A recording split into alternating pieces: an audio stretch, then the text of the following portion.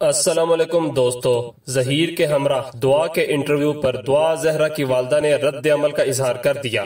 دعا کی والدہ نے اپنے ایک حالیہ انٹرویو میں بتایا کہ میری بچی دباؤ کا شکار ہے۔ عدالت میں اس نے خود ہم سے ملاقات کے دوران کہا تھا کہ وہ ہمارے ساتھ چلے گی، لیکن یہ کہتے ہی وہ لوگ اسے اٹھا کر لے گئے۔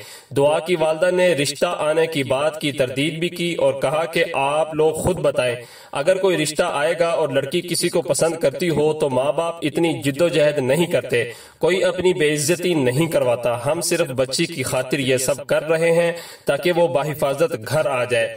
دعا کی والدہ نے دو ٹوک الفاظ میں کہا کہ میں نے ظہیر کے بھائی کا انٹرویو دیکھا جس میں وہ کہہ رہا تھا کہ دعا کہتی ہے مجھے جان سے مار دو لیکن میں کراچی نہیں جاؤں گی۔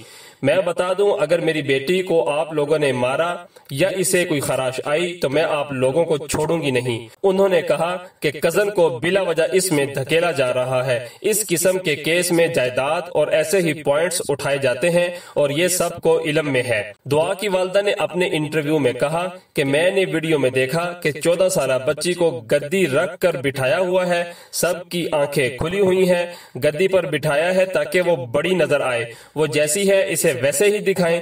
انٹرویو کرنے والی یوٹیوبر نے دعا کا میک اپ کر کے اپنی جیسی عورت بنا کر بٹھا دیا ہے۔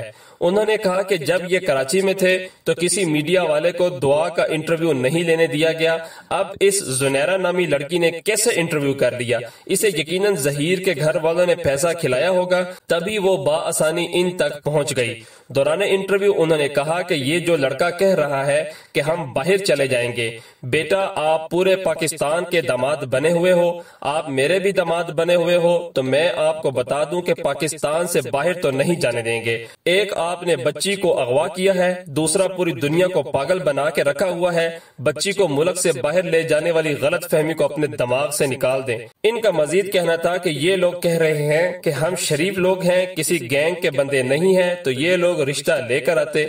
اگر یہ شریف ہوتے تو جب میری بچی ان کے پاس اکیلے گئی تو ظہیر کی ماں ہم سے رابطہ کرتی، پوچھتی کہ اس طرح بچی آ گئی ہے اب کیا کرنا ہے، لیکن انہوں نے ایسا کچھ نہیں کیا۔